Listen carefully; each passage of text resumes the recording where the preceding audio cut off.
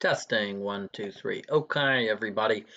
Um, so I want to go over my uh, last round game. This was round 5 of the World Rapid Tournament. I was playing against Stakhanov. I had the white pieces.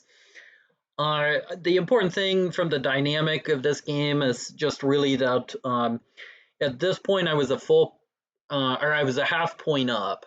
I was 4-0, and Stakhanov had given up a draw to Bar. So I had the white pieces, and all I needed was a draw in order to take the tournament. So just gonna make sure that okay, we're muted here.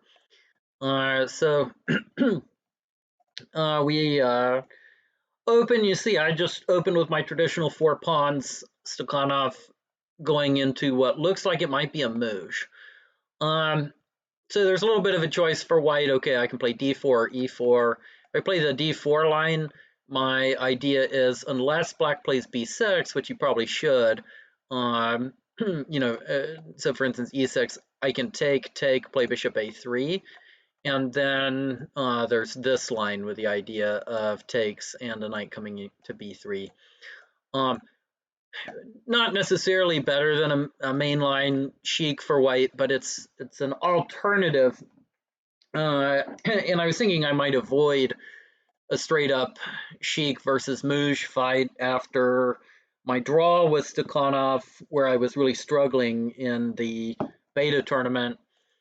So I did go with e4, though. I decided that probably the most practical way, just given, it's a rapid game, I wanted something with pretty easy development, so I decided to actually, rather than go for a full Sheik, I'm going to try for a Saif. So I'm going to try, depending on exactly what black does, I will try for f4 and knight f3. Really just it's kind of a tool to help me with time management in this game.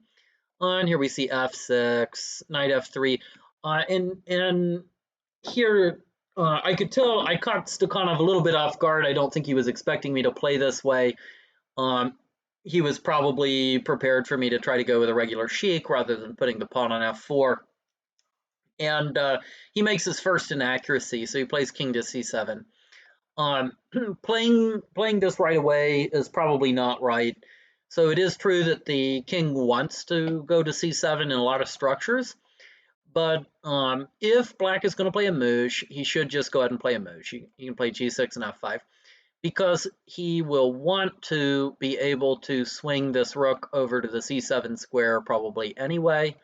Or if black is going to try to play against the f4 pawn by playing h6 and g5, black is going to want to be able to play b6, a6, and do this rook lift. So when black plays king c7, this cuts off the possibility of a rook lift, which makes black's play very predictable. So when I saw king c7, I pretty much knew, okay, in order to get the rooks out, black's probably going to be playing a setup with like knight g7 and d5, and probably will put this rook on d8, which is not exactly the direction that black wants to head, having played the pawn out to c5.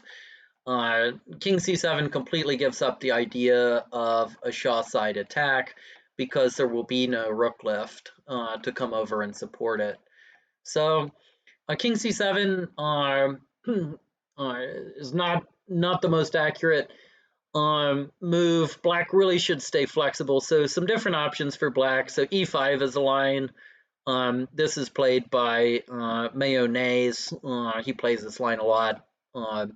E5 perfectly good for black, but it's not something that Stakhanov normally plays. So you get into these lines. So for instance, if g3, Furzan comes up, I bring a Furzan up. Black plays knight g7, basically to just control the f5 square. Knight d2.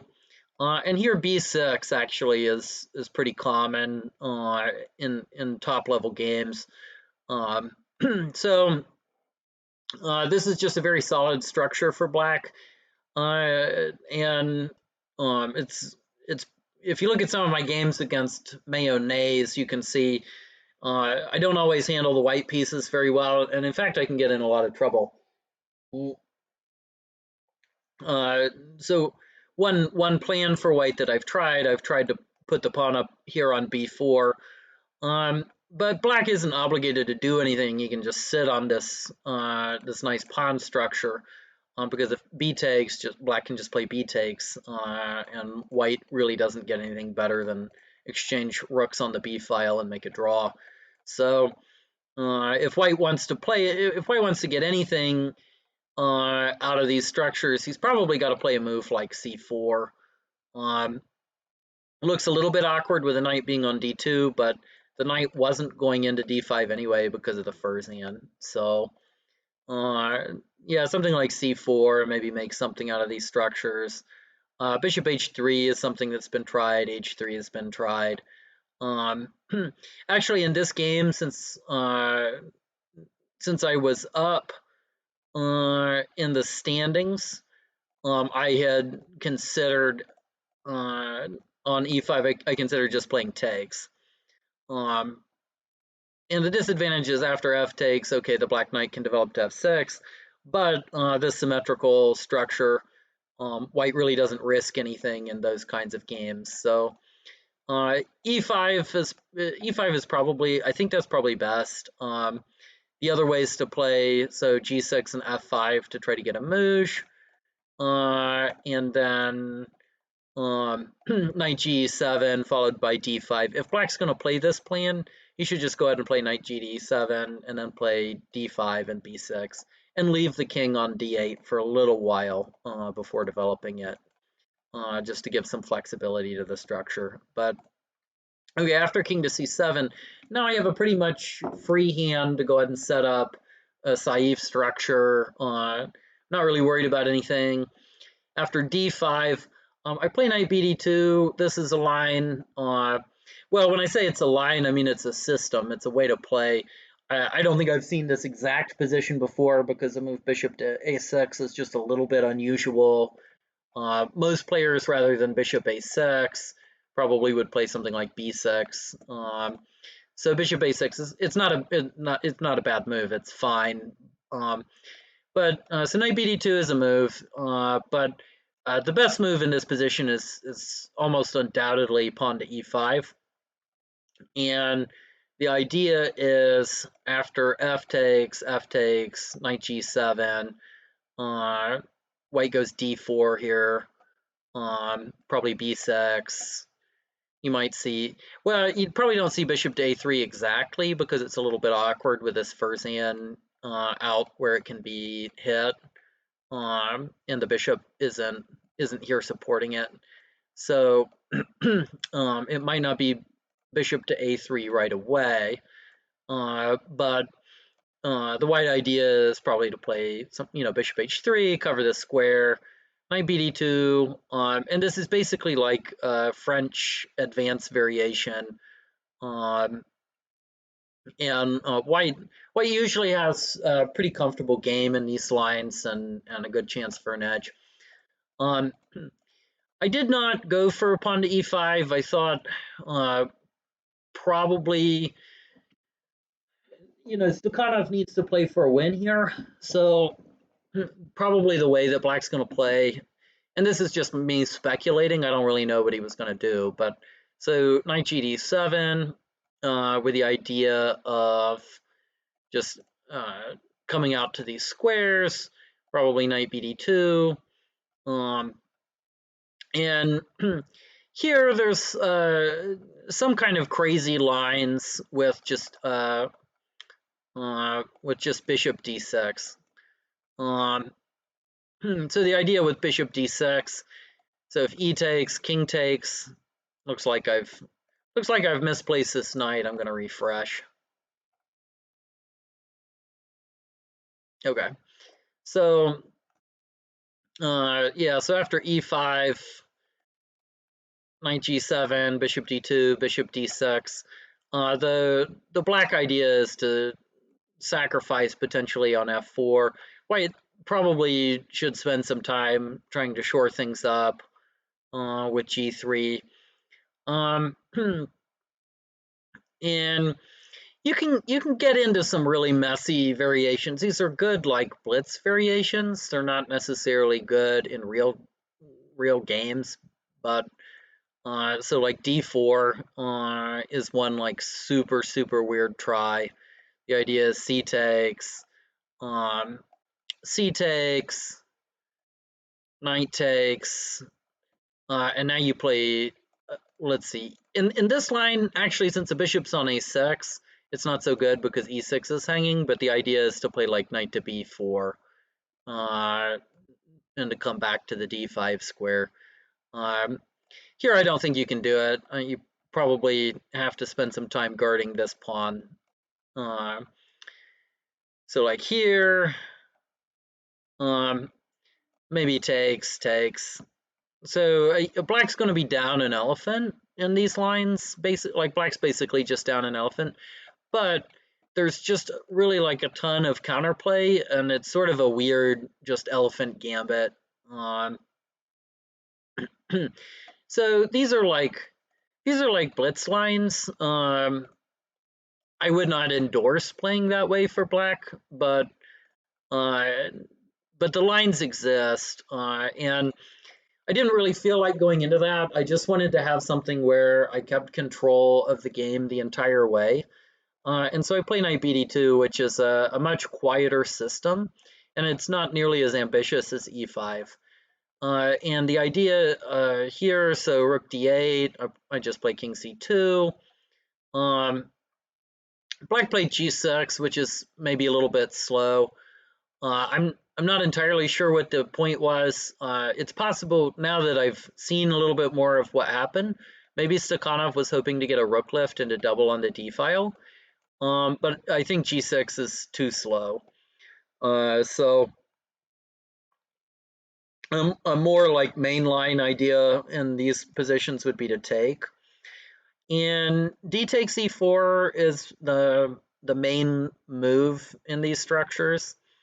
And white keeps just kind of a nice edge. Bishop a3 comes out to target the pawn. The pawn probably goes up in response, and white plays b3. So white will always have just some kind of like really nagging pressure on this side of the board, on the Shah side. So d takes c4 is the main line, I would say, for this position. Knight takes e4 though is what I had actually planned to play in the game. I just wanted to play something very practical that would maybe throw Stakhanov off and give me chances to keep control of the game, not take any risks. And this is just kind of like an interesting line that leads to relatively risk-free play for white. So the idea is after b6, now I'm just going to play bishop to a3, and I'm hitting this pawn. So you probably see something like c4 here. And here I can pick. I can either play d4, or I can play d takes, or I can do just what I had planned to do in the game, which I just wanted to go into this line with rook d1. And the basic idea here for white, okay, I'm probably going to play like b3 next to try to force black's hand. So see knight g7 and play something like b3 here. I'm kind of threatening to play b takes c4.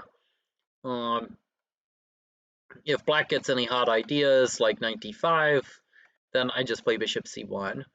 And I think this is a pretty straightforward way for white to play. I think it's pretty risk-free.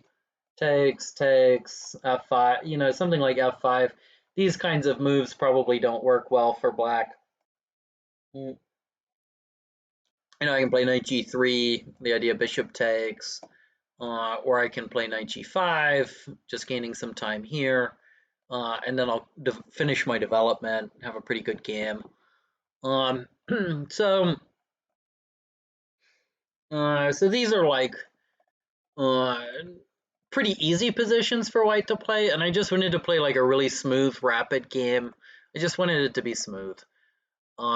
So that's kind of what I had in mind. But I don't think Stakhanov was familiar with the position because he played g6, which seems really slow. So after this, I play bishop to a3. I'm hitting the c5 pawn. b6 was played. And the problem now for black is that this c5 pawn is going to become a big target. Because black has kind of invested some time on moves that didn't really further the battle on the Shah side, I'm going to have some good opportunities. So without the move g6 being played, black probably would have a lot more time to spend trying to play an aggressive move like c4. Um, but here I think that's pretty unlikely to work.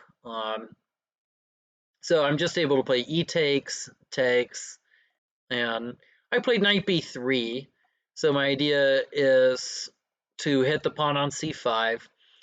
Um, and here I got the move that I was kind of hoping for. Stakhanov defended with king d6. So in practical terms, I think black is almost equal after the move that I played, which was bishop to h3, just connecting the rooks. I think black's almost equal here, but practically with the time control, it's just going to be really hard to play with a king on d6. So what could black have done instead of king d6? So c4 is a move, and my idea was just to play knight bd4. Then, so I'm threatening the square, so probably the fushan comes up. And now I can just play a move like pawn to b3, trying to break up this structure a little bit. Knight g to e7.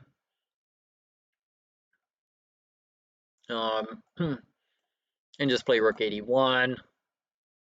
And I have some play then against this backward pawn, and I have some good outposts in the center. So that was the alternative, and understandably, Stakhanov didn't want to go into that. Although I think it's worth noting. So, the other thing. So with g6, I said g6 was slow, and I thought d takes e4 was the main move. Actually, though, looking at it, I think my move order was a little bit inaccurate here because black has the possibility of playing pawn to d4. Black has managed to successfully guard against this. Yeah, so d4, then I end up going back, and now black can try to benefit a little bit from having the extra space, maybe play b6. Bishop to a3 comes out. Probably knight g7 here.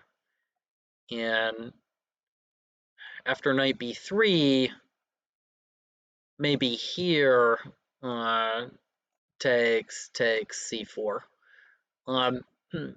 So I probably don't play knight b3. So yeah, actually I should mention this, that I think my move order was just a little bit inaccurate. Yeah, after rook d8, probably if I want to play these lines in this exact position rather than playing king c2, I should probably take first, and maybe then play knight b3, because I need to guard this square a little bit better. I can do it with a gain of time, so I can play here, and then bishop a3. This is similar to the game. So I had a little bit of a flub in my move order with knight d2, rook d8, and then king c2 was a mistake to allow d4. But g6 was slow, and after bishop a3, now if d4, now I can just take. So then takes, and I got two very good pawns for the fushan. So I would be quite happy with that. So bishop to a3, that little opportunity for black is passed. b6, takes, knight b3 here. And I think king d6 is probably it might be the right move. C4 might be the right move. I'm not really sure. But bishop to h3, this was not the best way to play. Um, so I of course saw taking and taking and playing d4. But I missed that after c4 I could play knight c5. And with knight c5 I hit the elephant. But if the elephant goes back, then I have knight b7 check with this fork. So that would have actually been a really, really good way for me to play. Yeah, so king after king d6, I missed this move, and so c4 allowing knight c5 probably isn't possible. So instead, we have to see something like takes.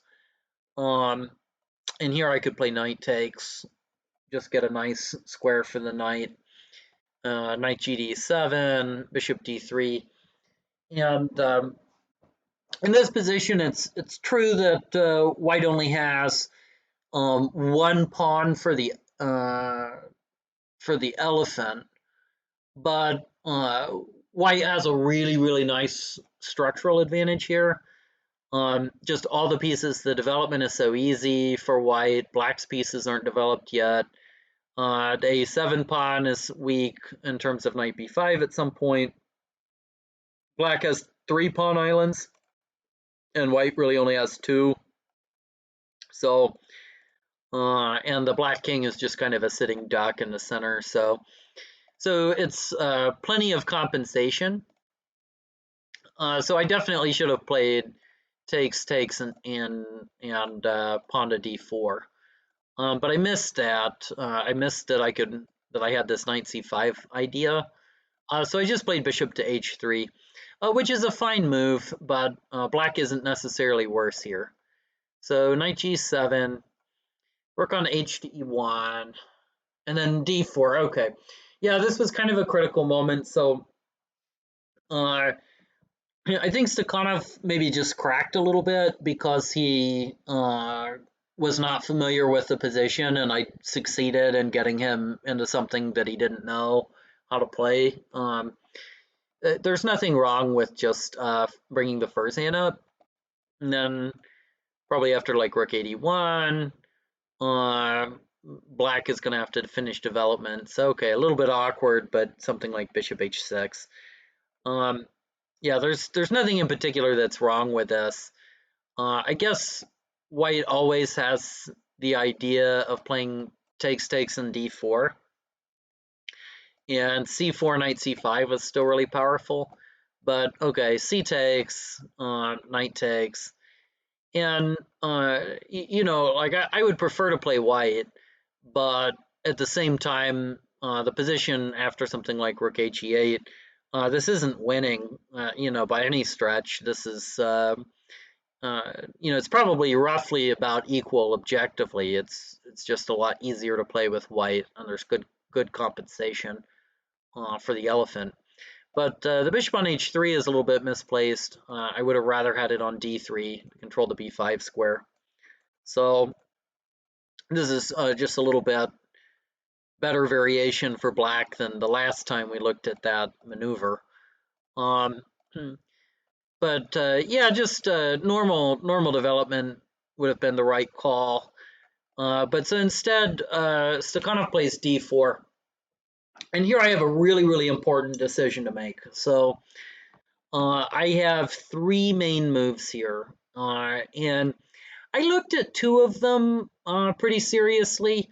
And then the third one was actually the best. And I really didn't spend a lot of time on it. So my main moves here are c takes, bishop takes, Furzan takes on d4, and then bishop takes c5. So I can take with the elephant on c5. So, not to spoil it, but the decision I made, I decided to go ahead and play Furzan takes. I just wanted to try to stay in control of the game. I didn't want to let control slip out of my hands. Draw would be fine. And so the game just kind of continued along these lines. Um, Black can probably play Fursan to d7 here and still. Oh, well, actually, hold on, because knight b5 check, and the squares for the king are covered, and so the king, yeah, so the king would really be walking into a mating net here. Probably b3 followed by c4. It's going to be decisive there. Or, I mean, just even knight c7. I take off an elephant, but probably better to play for mate. Yeah, so that's going to be a big problem. Big problem there. So, okay, so Fursan to d7 isn't possible, but probably Fursan to f7 is possible. Um, hmm. So knight b5 check, the king goes back to d7. And white probably doesn't have anything better than, okay, double on the e file. And white has, yeah, well, just bring the rook here. White has a good game. G3, rook to e8. So white has a pretty decent game here with 2 pawns for the Fursan. But black has managed to develop his pieces, and other than just a little bit of a weak king, there's not like a huge problem for black. I imagine that black ought to be able to, in in a line like this, probably play something like takes knight d5, hit this f4 pawn, trade off the rooks, make a draw. It ought to be possible to get through this and make a draw. So I just imagine that that was probably like a way to equalize. But I thought this was very practical, and after knight takes d4 check, which actually it basically gives up a tempo because I get a free move to develop this knight on f3, and black loses the knight on c6, which is a key defender of the weak points in his position. So I basically, at this point, I have a nice initiative, and I have a good chance to play for a win. So that's the move that I played. F takes d4. It's probably a draw. The other move is to play c takes d4, and of course, after just takes and takes or whatever, something like this, or even just take this way. This looks fine for white. This, white's one a pawn. It's not a super. It's not a completely super winning advantage or anything because black is going to have a really good outpost. And in these kinds of positions, it's really hard to roll up the board with a d pawn. There's just way too much in the way. But rather than c takes, I was worried about knight to b4 check. King c3 looks really dangerous. Even something like king c6 can just kind of like really worry me because maybe d takes, I don't know, maybe rook takes, king takes, knight check. Really looks like it's going to be a mating net. I might need to find, black might need to find some precise moves in order to exactly figure this out. Yeah, I don't know if I see an immediate way to mate, but maybe just knight takes e3. What's material here? Okay, black's given up a piece, but there's really dangerous king situation. Yeah, maybe, I don't know, maybe, well, knight c2 is kind of coming. There's a lot of stuff in the air. I would hesitate to say that this is okay for white. I get a bad feeling about it. But king c3, I guess the other problem is maybe just knight check. The king can't come up any further because of the elephant, so got to drop back to d2. Maybe here just something like bishop h6, target this, develop some pieces. this looks a little bit precarious for white. So king to c3 probably isn't best. King d2 is best. And at the time during the game, I just sort of stopped my analysis here, seeing that, okay, black can probably play something like king c6, with the idea if takes, rook takes d3, or knight takes d3, hitting the rook, and then there will be a discovered attack maybe over here or something, or here from this knight. So king c6 was it was difficult enough to meet that I just decided I didn't want to go into this line. I've looked at it a little bit more, and I could play bishop takes, b takes, knight takes, and now probably black is going to play. He'll play a knight to d5 at some point. Maybe play Farzan up to just kind of guard some weak squares. Although I guess a3 and this elephant's hanging, so maybe maybe bishop c8 just to cover the weak square. So this is one of those positions that you look at it and you're like, I don't really know what material is. As it turns out, okay, if you count the material, white has 3 pawns for an elephant, which is an insane number of pawns for an elephant. But and I felt a little bit weird about it because this Farzan is pretty much stuck. The black pieces are active. Black can play knight bd5. And then this f4 pawn is a bit of a target, so bishop can come up to d6. And I just didn't feel comfortable handling the white position here. That being said, I mean, this is a pretty critical line. I mean, white's really going to try pretty hard to take advantage of the open files here with rook ec1. So probably it's a really good winning try. But it turns out that king to c6, allowing bishop takes, is not even the best move. I didn't see this during the game, but black can play pawn to c4, and then after d takes, bishop takes. Black actually just has really good compensation here. So material-wise, black is only down 1 pawn. But he has control with a knight on d5, and he's attacking this pawn on a2, which, who knows whether that's really that important. But I'd say the main thing is black has control over the d5 square, which is just going to give him a great outpost. f4 is going to be weak. Bishop comes out to h6.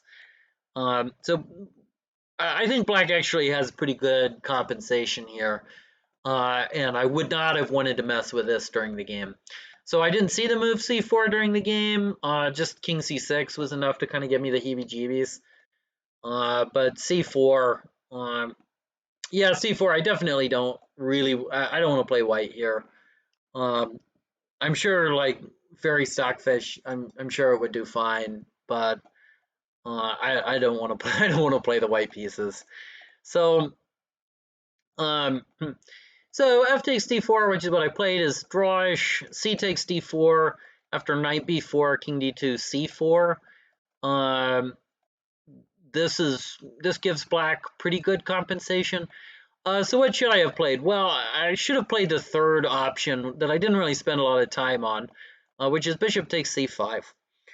And if d takes, well, this knight hangs.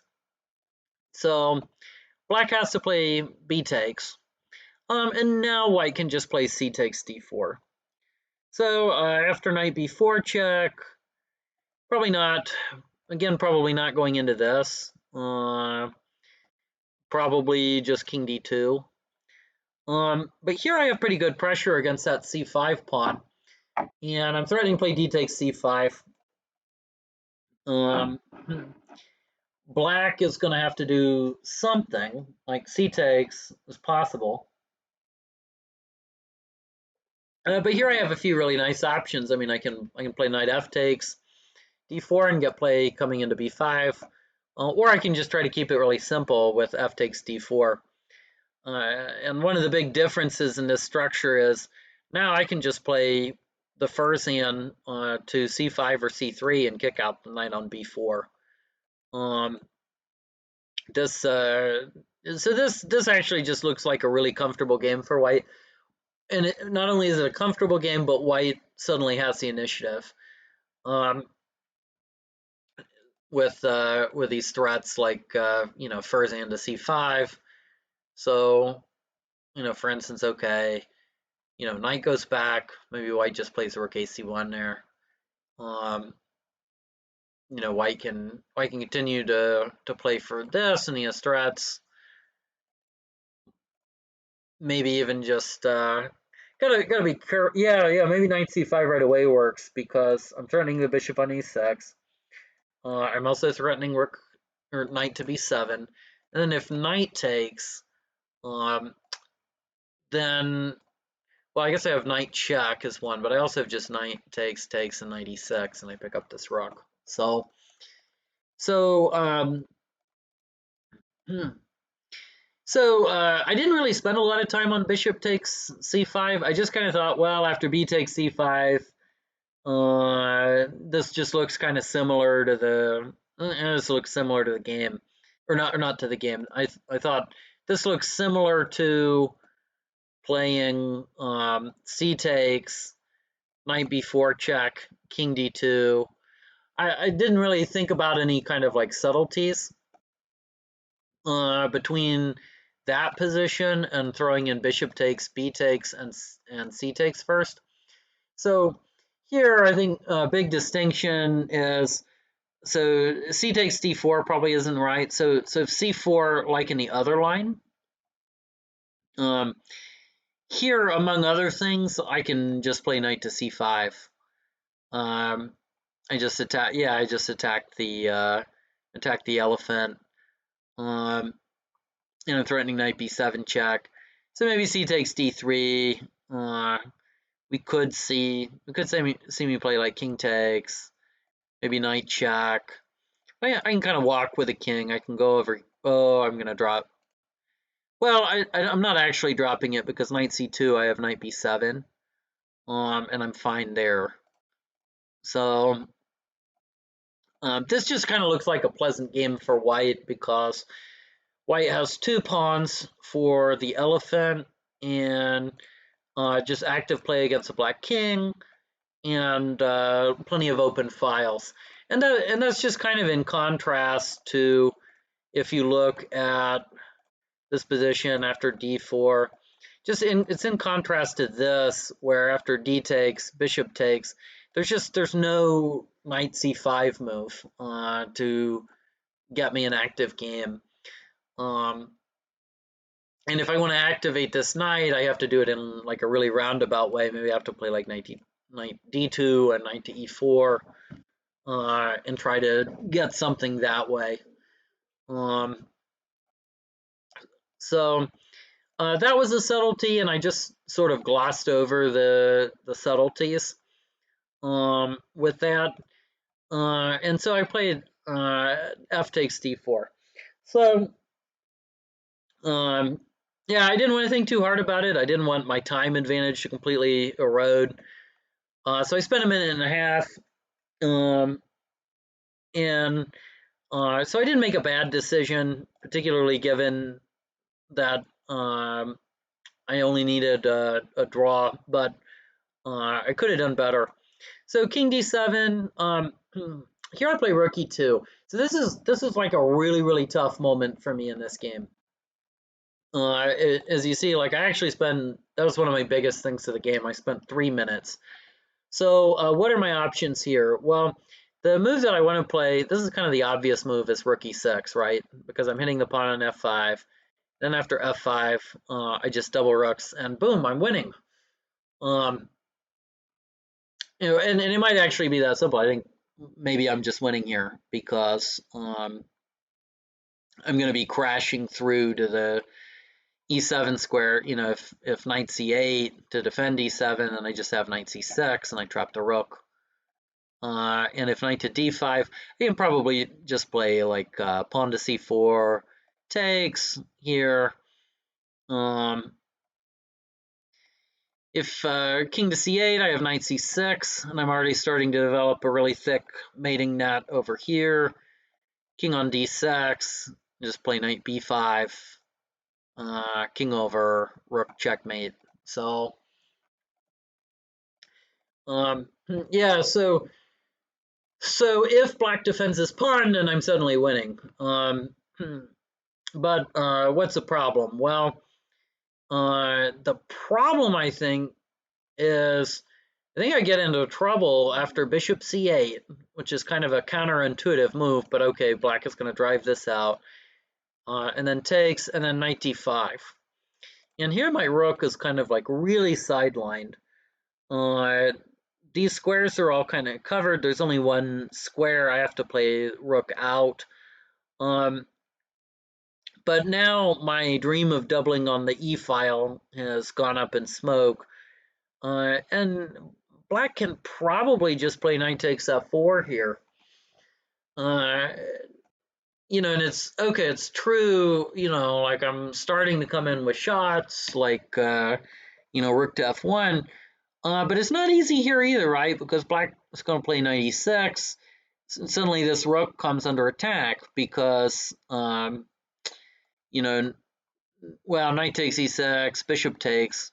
Like, where do I move this rook? What do I do with it? I think it's trapped. So, and of course, yeah, bishop takes not this.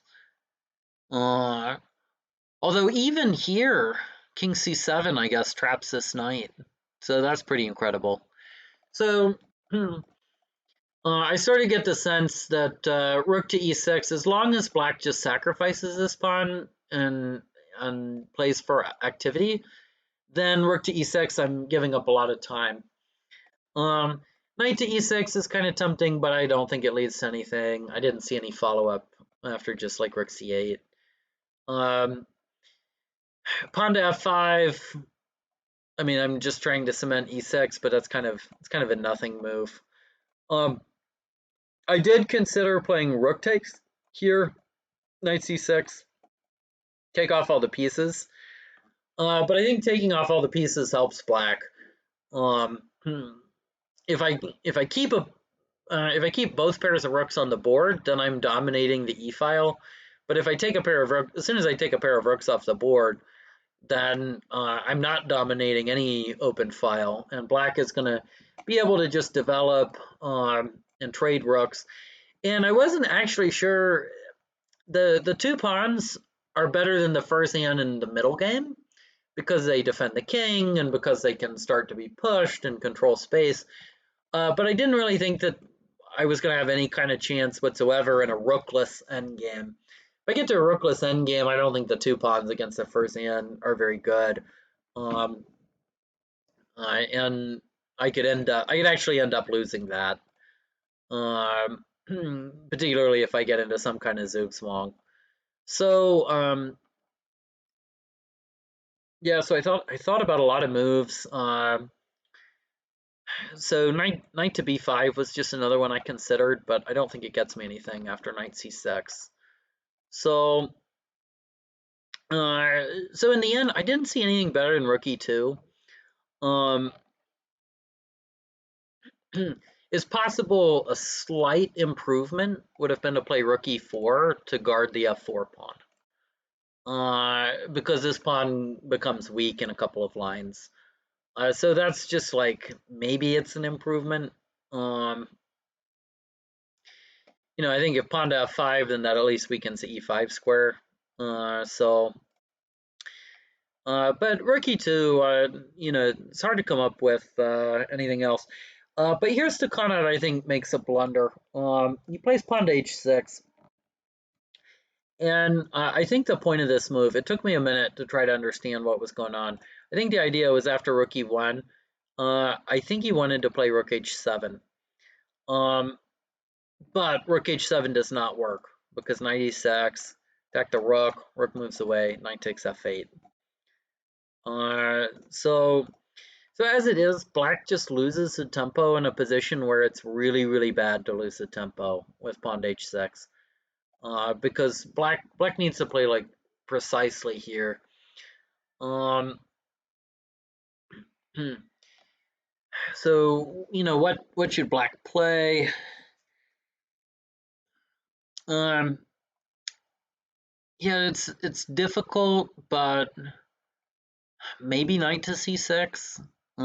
With the idea of like takes. If I play rook e6, now this is probably just greedy because I don't think that I'm actually gonna win this. I have 3 pawns for the first hand, but my 4 pawn is super weak, and I've kind of given up all of my other development advantages. Um, so after knight c6, I don't think I would have played takes unless I saw something really good. I mean, maybe like takes, rook e1, um, first hand up here. Black seems to be equalizing there. So yeah, so I wouldn't play knight takes unless I saw something really good. But I probably would keep the pressure up with something like knight to e6, rook c8. Um, yeah, well, this is awkward because now the knight's attacked, and if it goes back, then the c pawn is pinned. So yeah, so knight c6, I probably have to play knight b5. Um, yeah, so probably like knight b5, just followed by rook a1. And white has some pressure there. I like white's position. It's not entirely clear how black's going to equalize.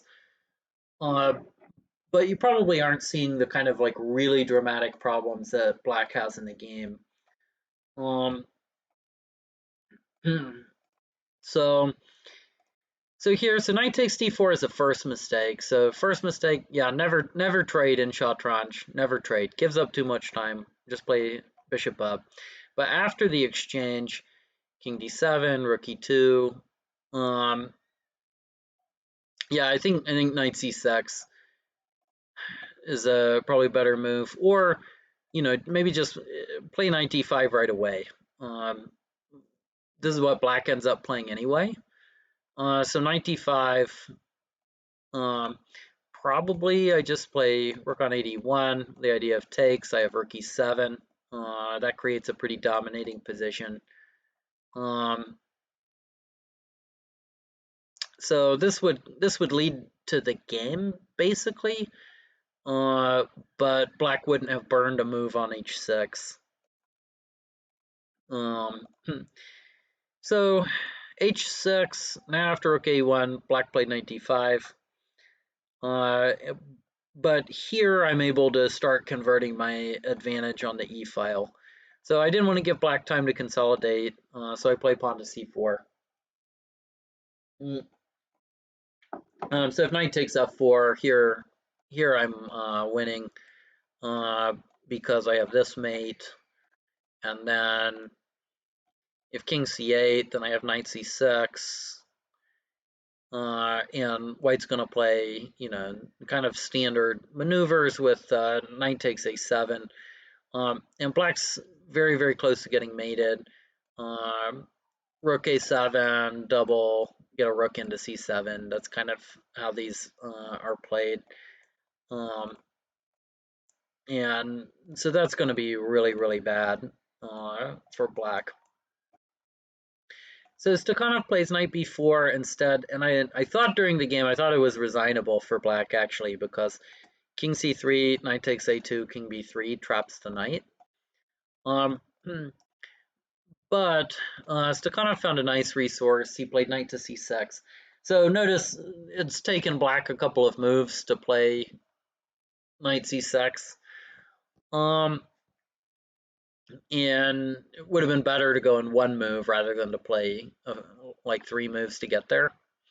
And here I'm able to cash in, so I just play takes, rook takes e8. So at this point, I'm just up 2 pawns. This should be winning for white, but black has some drawing chances because 2 pawns is only 2 pawns, and in Shatranj it's not always winning. So bishop d6. But here, yeah, here I make just a real rookie mistake.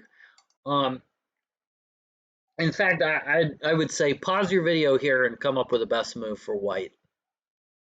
Okay, are you ready? All right. If you answered rook takes d8 or rook takes h8, I am right there with you. That's what I did, and I did it automatically.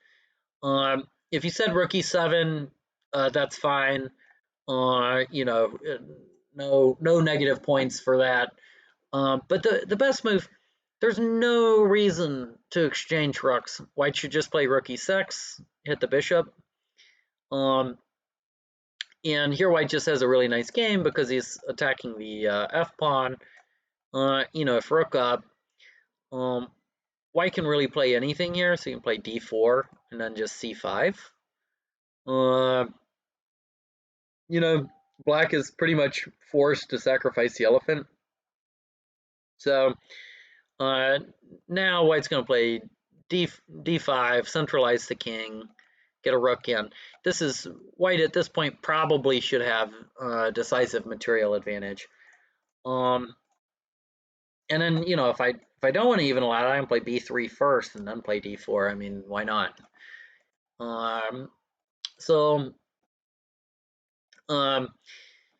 So I've said this so many times on this channel. If you want to make a draw in Shatranj, take off one pair of rooks.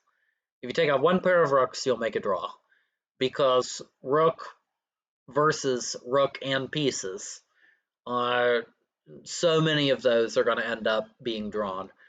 But I did not follow my own advice for whatever reason. I just immediately, yeah, if you look, yeah, I gained 5 seconds on this move, so I played the move in 5 seconds. Just instinct. I just played it because I thought, oh, I'm just crashing through. But it's not really so simple. So you know, it's true. Okay, if black's passive and plays rook to f8, then I can just probably consolidate. So something like g3. You know, okay, king d7. I'm going to be forced out. Rook e2. But you know, it is true here. I've consolidated a lot, and I'm going to be able to start pushing. So you know, I would be happy with that position. But Stakhanov plays very actively to try to make a draw. So f5. I play rook takes g6. You know, I could go g3. You know, maybe g5 is what's happening there. G3 is probably better. But instead, I just kind of went for it. I thought, okay, I'm going to take off all these pawns. And I missed rook f8 here. I thought black had to play rook e2, at which point now I'm up 4 pawns, and I felt like that was really good. And I ought to be able to win it, but I missed rook f8 taking off this, and I'm only going to be up 3 pawns. And I'm up 3 pawns, but these pawns are probably all going to get exchanged off. So rook takes f4, rook takes h6. So this was a bad moment for me in this game. After rook takes h6, rook g4, I play a very bad move, and I play rook to h7. And the reason I did it is that I thought that rook takes g2, rook takes, in here I just thought rook takes c3. Now I have c5, and I've pinned everything, and I'm just going to go takes, and basically I now have a super majority of 4 pawns that will just crush down the board and win. But I missed that rook takes h3 isn't necessary. Black can just throw in rook, or can just play king b7, force my rook away, and then take. And this position is by no means a trivial win. black has a single pawn that he's going to be able to trade for some of white's pawns, and black has very good active counterplay with a rook along this side. And he has a rook and an elephant. So as long as black keeps the rook and the elephant, it's going to be very hard for me to take all of black's pieces. So that was a bad move. Rook h7. I missed this idea of king to b7. So instead, I should just play g3. After g3, then I am winning because I have 4 pawns, and 4 pawns is going to be enough. And this rook is kind of also sidelined. It doesn't have any super active play at the moment. So I missed that, and so instead I go into this not easy win. Um, I play pawn to c5, which was an okay strategy because okay, my rook is basically trapped, and I wanted to get it out on this side of the board. So instead, I played pawn to c5 so I can get my rook out. B takes, bishop takes, king b6. So this is not a trivial win, because I still have to find a way to kind of unbox all of these pieces and start making progress. And the pawns are not completely connected. If the 3 pawns are connected, then it is a pretty trivial win. But this one is hard. So rook c8 check, rook c4, king b3, king b5. Okay, yeah, and good idea here. So black has activated his king, and now he's going to come in with rook h3, which is really annoying. So we play pawn to a3, rook h3, king c2. Black gets a check in, king c3. Here, though, Stakhanov makes what I think is a slight inaccuracy, and he plays rook to h1, which allows just king to d4. I'm guarding this. I'm going to be coming in with a king. So I think instead it probably makes more sense to keep the rook sort of trained on this b pawn. Maybe play rook g2. That being said, I mean I should eventually be able to find a way to I probably play b3, king d4. So it probably doesn't matter. But I was happy to get this move in quickly. Rook check. Then I play king d5. So this is a little bit of an issue for black now because I've threatened both pieces. So rook h4 is probably a blunder. In terms of okay, what should black play? Well, rook h2 comes to mind as a possibility.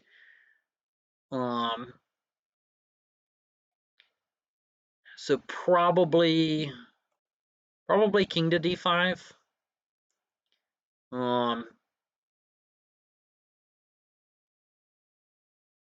Rook d2 is a move there. The idea of takes, and this rook falls. So after rook d2, probably have to play d4. But now that I've loosened this, black can play rook takes probably. And then rook c5, throw in this check. Here takes. And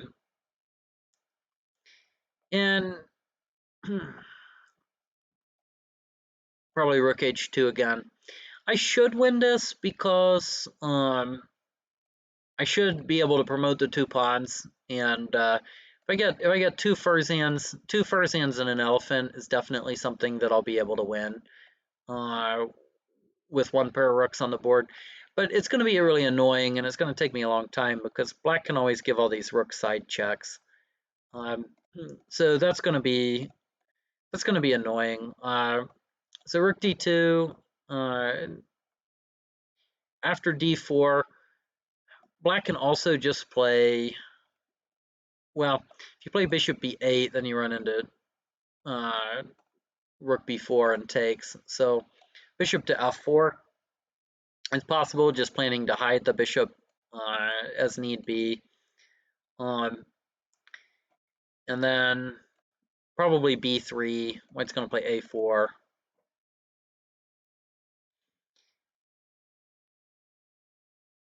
It could be like rook d3. Maybe then I play rook b4 check here. Although this elephant is a little sideline, and black sort of threatens to play rook c3 on it, trapping it. Idea rook c3, rook c4, rook takes. So yeah, so rook b4 doesn't gain anything. It means I probably this b pawn is annoyingly threatened, so probably have to go pawn up.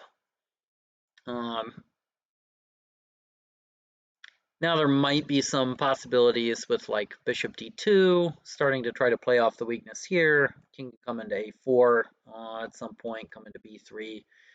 So black is really putting a lot of pressure on white, and like I said, it's winning, I think, but it's not a trivial win, and it's going to take a long time for white to re-coordinate his pieces. So, but after check, king d5, this is a problem for black now. It is possible to play bishop to f4, but like this is just going to get nasty. So after king e5, the elephant is pinned. Rook check, king takes. So it's not really possible to save these two pieces in a really good way. So